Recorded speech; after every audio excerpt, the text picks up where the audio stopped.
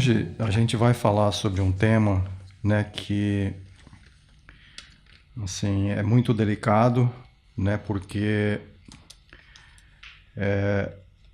esse a depressão é uma síndrome, tá? E de acordo com a Organização Mundial de Saúde, né, é um mal que afeta assim cerca de mais de 300 milhões de pessoas no mundo todo. Isso, né, aquelas pessoas que são catalogadas, né, porque muitas vezes a pessoa às vezes nem sabe que tem o problema, né, não procura ajuda, né, então nós certamente esse número é bem maior, tá certo? Segundo dados de 2012 da Organização Mundial da Saúde, 5% da população global sofre de depressão. E, até 2030, ela deve se tornar a doença mais comum do mundo. A depressão é uma doença psiquiátrica crônica que acomete ao redor de 121 milhões de pessoas no mundo. Está associada a sintomas que incluem alteração do humor, caracterizada principalmente por uma tristeza profunda, baixa autoestima e culpa, assim como a distúrbios do sono, do apetite e alterações do peso. Bom, aqui a gente tem uns dados, né, fornecidos pela Organização Mundial de Saúde e também, né, uma descrição, digamos assim, mais médica, né, dessa síndrome, né? Mas nós que somos espiritualistas, ao analisar, né, assim com mais profundidade esse mal e assim baseado na doutrina espírita, nós vamos perceber, né, que como ser humano, né, na verdade é um ser espiritual, né, não somente né, essa matéria que a gente tem como instrumento de aprendizado, mas sim o espírito. Então, a gênese dessa doença está na alma, está no espírito, né? Então a gente vai ver com mais detalhes nos próximos slides, tá? Um estudo assim mais aprofundado sobre isso. Algumas causas e sinais da depressão. Causas: problemas de saúde, questões familiares e financeiras, eventos estressantes, traumas, fatores físicos, envelhecimento, uso de álcool e de drogas. Os sinais: pensamentos ruins persistentes, falta de interesse e de prazer em realizar suas atividades, alteração de peso não intencional, dormir muito ou dificuldade para dormir, dificuldade de concentração, falta de energia, culpa excessiva, pensamentos suicidas. Bom, aqui mais uma vez, né, é uma análise mais assim da parte médica, né? E nós vamos ver que assim, no fundo, né, o que leva as pessoas a chegar nesse estado assim, basicamente, é a pessoa ter dificuldade de separar uma coisa que acontece na nossa vida. Porque tem certos fatos que fogem do nosso controle. Coisas que acontecem na nossa vida, por exemplo, né, como uma doença, uma perda de um familiar, separação, enfim, né, são diversos fatores que acontecem na nossa vida, né, e está fora do nosso controle. E o ser humano, ele tem realmente uma dificuldade, por quê? Porque tudo que, assim, ele quer levar a vida, tudo de acordo com as vontades dele, com os seus desejos, né? E quando isso foge ao controle dele, foge à vontade dele, foge ao que ele almeja, como ele planeja, pronto, né? Ele já se sente frustrado, se sente assim, impotente, vai se sentir tristeza, né? E ele começa a baixar a sua energia, né? Os seus pensamentos começam assim, ir para esse mundo de melancolia, né? E por aí a pessoa já vai baixando essa energia e acaba desencadeando, né, uma série de problemas que vão agravando cada vez mais esse estado. É que a gente vê assim que muitos desses traumas, estão ligados na infância da pessoa. Rejeição dos pais, sentimento de rejeição quanto aos pais, aos amiguinhos da escola, mesmo bullying e de né?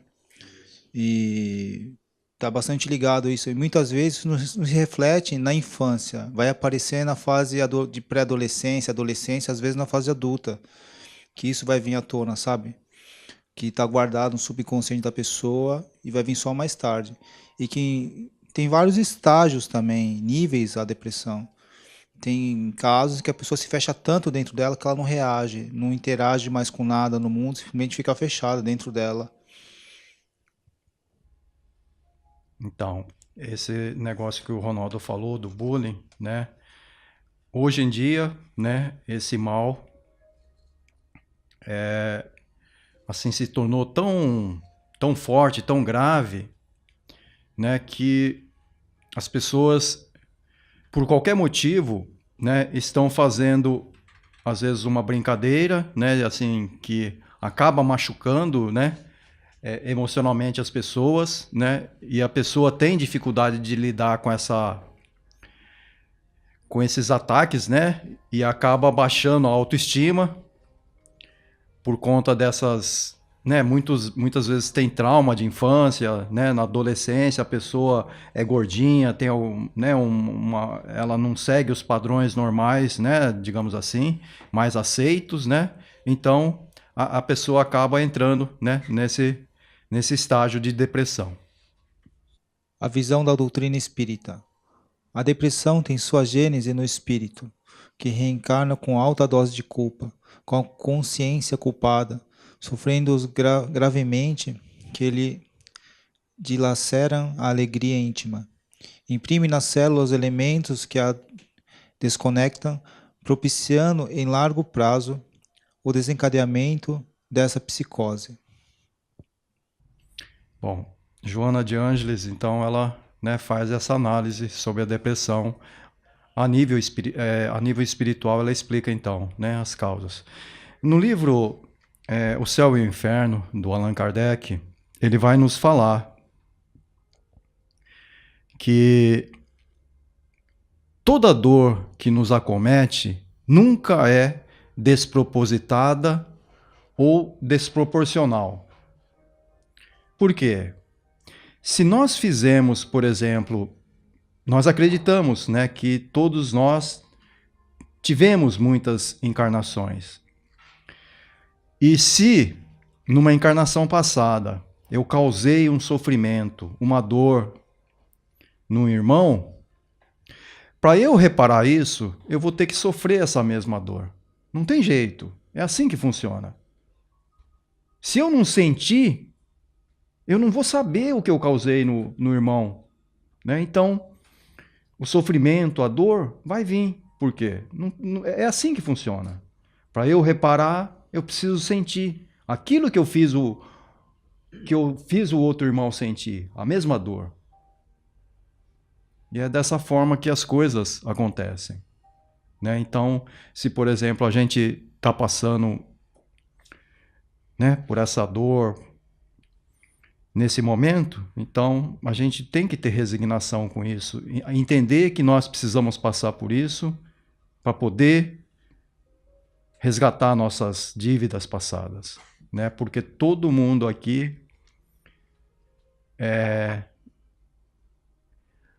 carrega, né, dentro de si, por isso que a gente está aqui nesse planeta Terra, né, vivendo aqui, para poder realmente resgatar isso. Causas espirituais: culpa, falta de fé, obsessão, orgulho, egoísmo, revolta, situações kármicas, desequilíbrio energético. Então, O que acontece quando a pessoa fez alguma coisa para, né, prejudicou alguém, causou algum mal para alguém e não reparou isso, não se ajustou, né, com essa pessoa que ele prejudicou. Eles não chegaram a se acertarem, em ficarem, se perdoarem. Isso daí fica na consciência da pessoa, do espírito. E ela vai carregando isso ao longo das suas reencarnações. E isso acaba causando, assim, ela acaba carregando esse sentimento de culpa. Porque a consciência está lá, né? Fica cobrando. Né? Então, muitas vezes, o gatilho então do começo da depressão pode estar aí também. A gente também vê que às vezes não é uma coisa só isolada, mas um conjunto de tudo isso, de alguns fatores ou até de todos eles juntos. O orgulho, o egoísmo também são causas extremas, porque quando nós somos orgulhosos demais, nós não sabemos receber um não. Né? Tem pessoas que têm dificuldade. E muitas vezes, para nós aprendermos, né, nós temos que ouvir um não. Quando nós somos crianças, por exemplo, o que os pais nos falam? Toda hora, não é a primeira palavra que a criança ouve? Ah, não faz isso, não faz aquilo, não põe a mão aí. Mas nem fala por quê, né? Isso. Aí quando a gente é pequeno, a gente vai lá e o que faz? Machuca, toma um choque. Aí quando nós crescemos um pouco mais, chega na adolescência, né, o não muda um pouco de figura. Mas nossas atitudes, nossos questionamentos vão aumentando. A gente já começa a perguntar, mas por que não? Aí os pais que têm paciência vão explicando, mas nem todos têm. Às vezes não tem conhecimento também de como explicar aquilo, não sabe como exteriorizar aquele não. Isso, né? E muitas vezes são assuntos que são tabus, né? E as pessoas vão carregando, né, esses traumas. Então tudo isso é fruto do orgulho também, né? Porque nós não aprendemos, nós não sabemos ouvir um não. E muitas vezes o não é o que vai nos livrar de muitas quedas, né? Muitos ferimentos graves, né? Não só físicos, mas emocionais, psicológicos, que acabam, né, desencadeando então essa doença. A depressão preocupava Chico, dizendo que poderia ter consequências sérias por todo o mundo. Os suicídios, problemas mil de saúde, inclusive o câncer, atribui a ele ser essa tristeza dos homens a maior causadora. Então, quando o nível de depressão chega, digamos assim, num estágio assim bem grave, né? A pessoa chega ao extremo de tirar a própria vida, achando que vai se livrar daquela dor que ela está sentindo, daquele vazio. Só que a doutrina espírita nos explica, nos traz à luz que aquela imperfeição que nós carregamos, não importa se o espírito está encarnado ou desencarnado, aquilo vai com ele para onde ele for. Então não tem como ele fugir. No minuto seguinte àquele ato extremo, ele vai estar num estado igual ou pior do que quando ele cometeu o suicídio, antes de cometer. Então não tem como fugir, né? E tem uma consequência grave quando a pessoa entra nesse estágio de depressão, porque ele começa a sintonizar com energias, pensamentos mais baixos, vibração mais baixa, e o que acontece? Ele acaba atraindo espíritos também de vibração idêntica, e é onde acaba ocorrendo um outro problema, que é a obsessão. E que são o quê? São espíritos também que têm o mesmo tipo de pensamento, que acaba, então, aumentando, né, aquele sentimento ruim que a pessoa tem.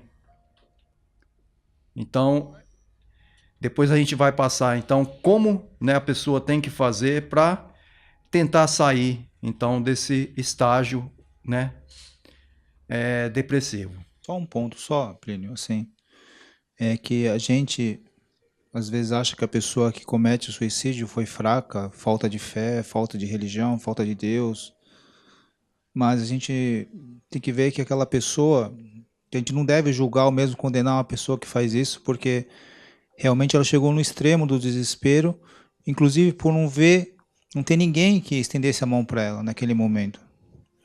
Porque a pessoa que faz isso, ela não quer acabar com a vida, mas simplesmente acabar com a dor que ela está sentindo, que ela já não consegue mais suportar aquilo. Por isso que é muito importante a gente estar sempre observando bem as pessoas que estão ao nosso redor. Posso falar um pouquinho? E é uma coisa assim, quem já viveu e ficou do lado de pessoas que estavam passando por esse problema, sabe que é assim, você olha para a pessoa, você não vê a dor no braço machucado, uma perna, algo que você possa estar vendo, porque está dentro da cabeça da pessoa. Então é difícil você entender porque está dentro da cabeça. Então é onde as pessoas julgam, frescura, uma série de adjetivos é colocado, mas não se estende a mão. E é a hora que a pessoa mais precisa que alguém a estenda a mão. Então a gente tem que ter esses cuidados um para com o outro. Porque os sinais são muito sutis quando ela está pedindo socorro. Né? Às vezes é um telefonema, às vezes é um... Posso dar um exemplo do nosso filho? Meu filho mais velho, ele tem esse exemplo. Ligou um amigo dele na casa, ele não estava. Quando ele chegou, eu dei o recado: filho, um menino que tem o seu mesmo nome te ligou. E ele falou assim: depois eu entro em contato, mamãe. Agora eu cheguei tarde, estou cansado e a mãe tem que trabalhar. No dia seguinte, o menino trabalhava com ele. Ele falou que ia conversar com ele lá, o menino não foi. 3 dias, uma semana, o menino não apareceu. E ele lembrou: poxa, ele pediu para eu ligar. Aí ele falou na empreiteira, lá, estavam procurando por ele. Ele me ligou, mas eu não entrei em contato. Vou ligar para ele, não atendia. Foram no apartamento, ele tinha se matado. E o meu filho, com muita dor, ele fala: mãe, eu sei que eu vou ter que trabalhar nessa vida porque eu poderia ter ajudado. Então, ele tem dentro dele assim que, se não for nessa porque não tem mais condições, talvez em outra ele vai ter que ir lá para ajudar esse amigo. Era um colega, um conhecido, né? Mas ele vai ter que ir, vai ter que fazer alguma coisa. Então, ele acaba carregando isso dentro dele pelo fato de não ter dado um telefonema. E é um peso carregar isso, gente. Ele sente isso. E ele é um rapaz de 32 anos. Ele sente esse peso de não ter dado um telefonema. Né? Então, é importante a gente observar mesmo. Porque também a pessoa que se mata, ela não só se mata, ela mata as pessoas que estão à volta dela. Como exemplo da dona Cleusa, os amigos, as pessoas que gostam dela, que amam ela, vão carregar esse sentimento de culpa por muito tempo ainda. Então, uma outra coisa também que leva a pessoa a ficar depressiva é assim, ela se focar muito naquilo que ela não tem. Porque o que acontece quando a pessoa foca naquilo que não tem? Ela se conecta com a escassez, a energia da escassez. Né? Então isso também é como se a gente estivesse, né, se conectando com a espiritualidade inferior. E tudo isso vai se acumulando, né, e levando a pessoa a ficar cada vez mais, né, depressiva. E uma outra coisa, quando a pessoa também fica se concentrando muito naquilo que depende do outro, né? A pessoa, assim, acha que para ser feliz precisa da outra pessoa. Então a pessoa tem que desenvolver dentro de si, trabalhar dentro de si. É uma coisa do interior, né? Se fortalecer interiormente. E como é que a gente faz isso? Como que a gente se fortalece interiormente? Criando a autoestima. Né? São uma série de atitudes, né? A pessoa tem que acreditar em si, como o Ronaldo falou, desenvolver a autoestima, né? Só que nesse mundo, né, muitas vezes a gente fica se comparando, né, com as outras pessoas, né? E é nessa hora, né, que a pessoa começa a sofrer. Por quê? Porque sempre vai ter, né, alguém que, sei lá, tá mais bem sucedida que ela, é mais bonita, enfim, né? A pessoa então ela entra nesse processo. Por quê? Porque fica se comparando, né? Então é muito importante que a pessoa tenha essa fé nela mesma, acreditar que ela pode ser feliz, independente, né, se ela tá com alguém ou não. Lógico, como nós somos seres humanos, sociais, precisamos de trocar o afeto, né? É muito importante, mas ela também tem que se fortalecer. E a oração também ajuda muito. O trabalho voluntário, né? Quando você se sente útil a alguém, isso proporciona um bem-estar que certamente ajudará a pessoas que são depressivas. Outra coisa, quando a pessoa, né, sentir que está entrando nessa vibração, ela procurar fazer exercícios físicos, ouvir uma música que ela gosta. Por exemplo, ter um pet, ter um animal, também ajuda muito. Porque aqueles que têm sabem quanto é assim, gratificante, né? De manhã você acordar e aquele cachorro, aquele gato, né? Principalmente gato e cachorro, chega em você, né? Chega abanando o rabo, chega te lambendo, traz um bem-estar, porque nesse contato com o animal, o corpo ele libera uma substância que se chama oxitocina, que é o hormônio do amor. E isso traz um bem-estar para nós, né? Então, são pequenos passos, coisinhas pequenas que, se nós fizermos, né, ajuda a gente a não entrar nesse estado. Tá certo?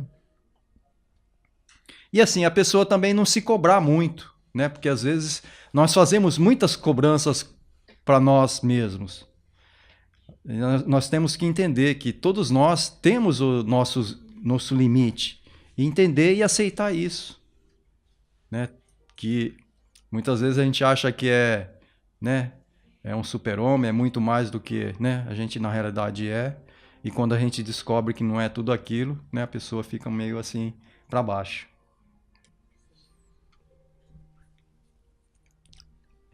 Então, um outro comportamento que a pessoa tem, né, quando ela está para entrar nisso, ela se isola, né? Ela provoca um isolamento voluntário por ela mesma, ela escolhe esse isolamento, né?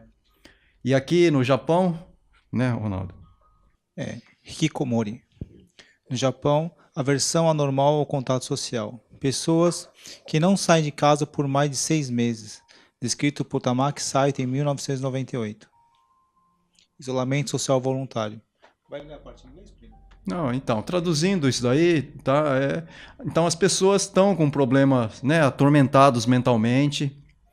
E assim, elas querem sair desse mundo, né? Querem se ficar isolada. E assim, elas querem fazer amizade, ter um relacionamento, mas elas não conseguem, não podem. Né? E aqui no Japão em especial, como assim, eles têm assim esse tipo de assim, ser meio isolado, né, um do outro, parece que eles veem isso até com certa normalidade, enquanto que para nós, né, ocidentais, esse tipo de isolamento é algo que a gente estranha, não é verdade? E o que está acontecendo agora é assim: a maioria dos jovens que vieram para cá, né, nossos filhos com 4, 5 anos ou nasceram aqui, estão crescendo com isso, com esse jeito japonês. Então, cabe a gente que tem vê, consegue fazer diferente, ajudar eles, ajudar os filhos, trazer amigos. Nós temos amigos aqui que às vezes se isola, mas aí a gente já cata 2, 3, vamos lá, vamos fazer uma bagunça lá para tirar daquele estágio. Eu acho que essa interatividade falta, esse contato físico falta. O que acontece hoje é, vou mandar um mero, aí a pessoa não responde e fica por isso mesmo. Então está tudo muito frio, as pessoas estão tudo se afastando por conta da tecnologia. Que tem lá no seu e-mail, acabei de falar para o rapaz, tem lá no seu mero lá 500 amigos, mas não tem um para sentar ali, pegar na mão e falar, olha, né, vai passar, isso vai passar. Olha, vamos tomar um suco junto, vamos rir um pouco, vamos fazer um karaokê. Sabe, coisas que vai trazer prazer também. Sabe? E o mundo está virando isso apenas. Então, a gente ainda pode fazer alguma coisa por aquele que está do nosso lado, por nós mesmos, mas a gente tem que lutar para isso. A gente pede para a espiritualidade, eles dão todos os caminhos, mas a gente tem que fazer alguma coisa. Porque não é um, não é dois. Eu trabalho com crianças, com jovens. Quantas crianças fechadas no mundo delas? Criança de 3 anos que chega para mim e fala assim, tia, eu ganhei um iPad do meu pai. Você ganhou um iPad? Essa criança não está precisando de pai, de jogar bola, de ir para a rua, jogar bolinha de gude, sei lá. Coisas que o pai possa estar fazendo junto. É muito fácil dar um iPad na mão dessa criança, porque está cansado do trabalho. A criança fica lá no mundinho dela e depois vai crescer que é adolescente. Então a gente não se arrepende de ser bons pais, boas mães, de que vai lá, que brinca, que joga bola, que sabe? Isso é interagir com o filho, com as pessoas, com os amigos, é ter o contato físico. Não é só o e-mail. Eu luto muito por isso, viu? E assim, as pessoas podem achar que isso é assim, é uma coisa sem importância, mas esses pais que pensam dessa forma, né, no futuro certamente poderão se arrepender, né, desse tipo de pensamento, desse tipo de atitude, dessa falta de interação, porque assim, os filhos vão ficar mais distantes. Quando eles vão adquirindo, né, vão chegando numa idade de mais independência, né, eles vão parar de ter contato e os pais vão sentir isso daí. Já não é fácil por estarmos aqui. A língua separa já, né? O filho da gente, porque eles vão crescendo, eles têm o jeito de falar, a cabeça japonesa, o jeito, e a gente já não. Né? Então assim, já tem essa dificuldade do idioma, do que a gente viveu lá e do que eles vivem aqui. Por mais que a gente tente passar para eles, imagina se a gente não persistir. Né? Não persistir ali com eles para que seja diferente. Que adulto nós vamos ter? Que criança nós vamos ter? Que adolescente? Que homem nós vamos ter?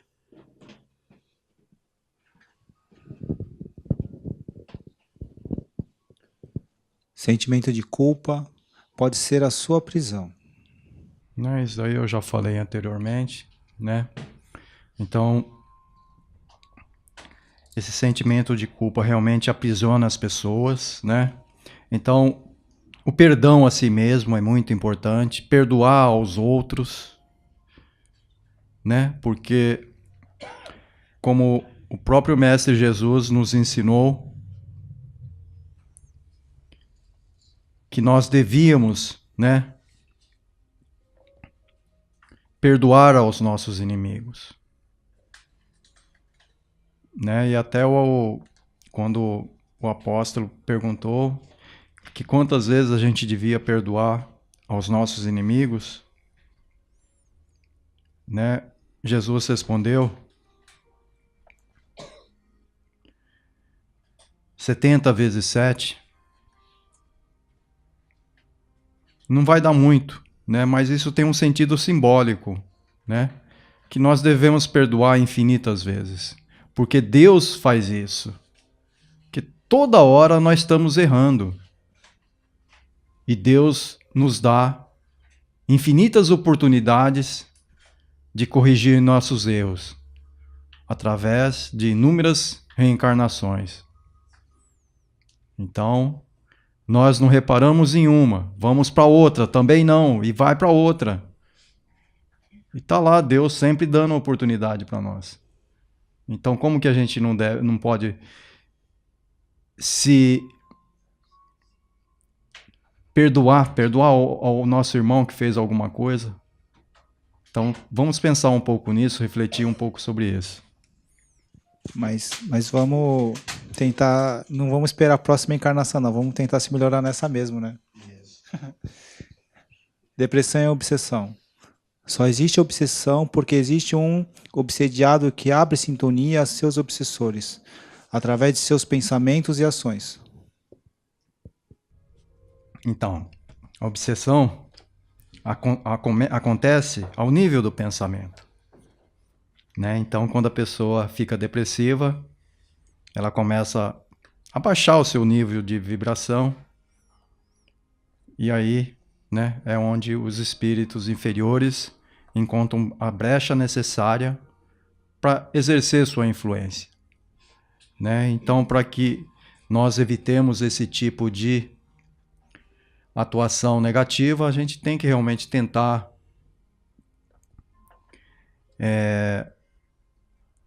nos conectarmos com pensamentos positivos, ver as coisas da vida com mais otimismo, né? Que tudo isso são terapias que vão, né, ajudar, então, no tratamento dessa síndrome.